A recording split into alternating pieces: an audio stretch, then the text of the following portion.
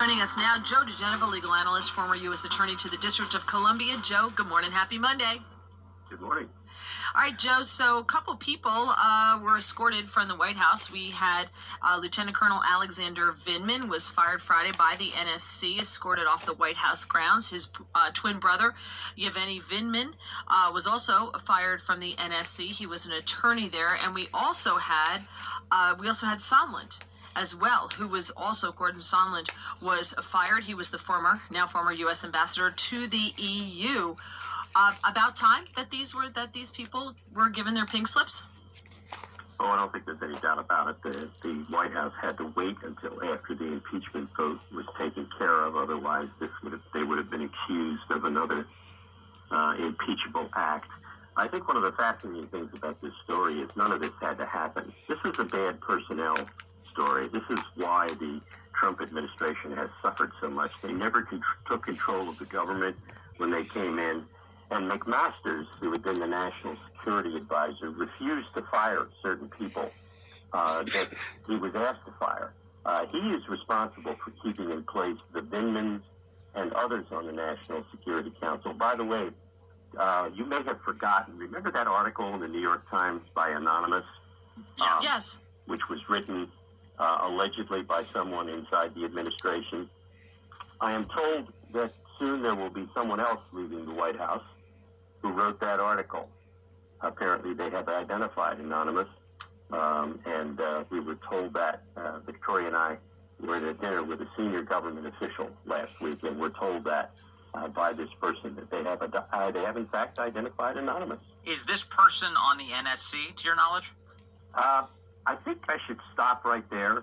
Okay. Because I don't want to give out too much information and reveal the source of the information, but the bottom line is it's somebody, according to this senior government official, somebody in the White House. So we'll find out which part of the White House they were in. Yeah, very interesting. So can I ask you about the function of the NSC? You mentioned this should have never happened. Yep. Can you let's just talk about the basics here. What is the National Security Council supposed to do for the President of the United States? They are supposed to coordinate information from all the branches of government dealing with national security. That would be, typical Defense Department, State Department, now, of course, the Energy Department because of all the nuclear stuff related to that and alternative energy. Everything you can conceive of. And their job is to provide the President, through the National Security Advisor, with advice. That's why it's called the National Security Advisor. And they are supposed to give the President information that may very well differ from the views of the State Department and the Defense Department or the Justice Department or somebody else. They are vital to the function of an ongoing president. They are in the White House. They are there to provide him with daily briefings. They provide him the CIA briefing every morning that he sits and listens to. So they are vital to the functioning of the presidency itself. Joe, going back to Anonymous and also Alexander Vindman, a lot of people were finding out now, we know there's a ton of leaking going on, but as we start to learn the identity of these people, why is there no punishment? Is there no such thing as punishment for someone who leaks, who breaks their oath? Why do they walk away? There's no doubt that much of the leaking that went on both before President Trump took office and after involved the leaking of classified information. That leaking of classified information is in fact a federal felony. Now, there's not been one single prosecution of that type of leak in this administration. Barack Obama went after reporters, reporters' families, news organizations, the Associated Press. Trump has not been as aggressive, and not him personally, but the people around him. I do not understand, for example, why the unmasking have not been prosecuted. We know about Samantha Power asking for more than 200 unmaskings. She claims in congressional testimony she didn't do that. Someone used her name to do that. I don't believe her. But why hasn't that been investigated? Yeah. Now, perhaps Mr. Durham is doing that. That would be part of a wide-ranging investigation into corruption inside the CIA, the NSA, and the State Department.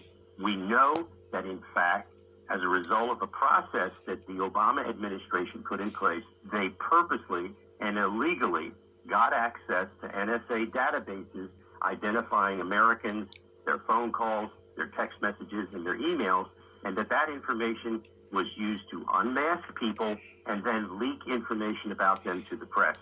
To me, that should have been the number one law enforcement priority of this administration when it took office. But of course, that was stopped when Jeff Sessions had to recuse himself. We ended up with Rosenstein, who was this fruitcake deputy attorney general who was so weak-kneed and corrupt politically that he couldn't figure out how to act like an adult. All of this stuff got stopped in its tracks because of Rosenstein and Sessions. Gordon Sondland being fired by the President of the United States, being recalled last week, or at least being fired by someone in that chain of command. Can you talk about the importance of why he should get rid of Gordon Sondland at this time? Well, first of all, he's an idiot. All he had to do is watch his testimony. I mean, you're looking at a Class A moron, and having this guy at the EU, which is one of our most important posts, he obviously was having a grand time. By the way, do you remember that scene where that other little wimp from the State Department was claiming he was listening to Gordon Sondland talk to the President of the United States at a restaurant? Right. I have an image in my mind of Sondland taking the phone away from his ear and pointing to it and saying, "Hey, it's the President. Want to listen with me?" I mean, this guy clearly was unqualified. He was a major donor for the President. He's typical of many of the people who become ambassadors. But he was a particularly bad one. Happy to see him go. His testimony was unimpressive and I must say an embarrassment to himself and the State Department. All right, so, Joe, where do you see things moving from here with the administration and this war between the Democrats and the Democrats all out, I guess, attempts to just stop this man any way they can? Impeachment is over, or is it? Well, the Democrats have indicated, at least some of them have, that they intend to pursue possibly witnesses, subpoenas, documents, perhaps to try to impeach the president again. I think the Democratic Party is quite screwed up at this point. They're having internal battles. They're not sure what they want to do. Pelosi has not indicated she wants this to continue. She's already made the gravest mistake of her speakership by going down the impeachment route. Watching her tear up the President's State of the Union address behind him the other night was, I think, the single most embarrassing moment for the House of Representatives in 100 years. She's a very sick woman. You do not stand there and do what she did with those flaring eyes and that look on her face. She was defeated, and she knew it. Mm-hmm. She was lashing out. The mumbling during the speech, the tearing up of the speech. This is a very sick woman. She lost big. She doesn't like to lose. This was a vanity impeachment that never should have occurred. She did it to keep her power. The Democrats don't know what they're going to do. You know, you've got the nut base that wants to impeach him again. The only way to solve this problem is very simple. Republicans have to take back the House. They have to keep the Senate, because that's what this impeachment was all about. It was designed to dirty up the president and dirty up enough senators that the Democrats can take the Senate. If the Democrats take the Senate and keep the House, there will be another impeachment if the president is reelected, and we will go down a road in this country that we will regret forever, because the Democrats are nuts. They hate this man. They hate that he beat Hillary, and they don't know what to do about it except lash out at him. They look like they're crazy because they are. On that note, Joe diGenova, thank you so much. We appreciate your insight every Monday. Thank you.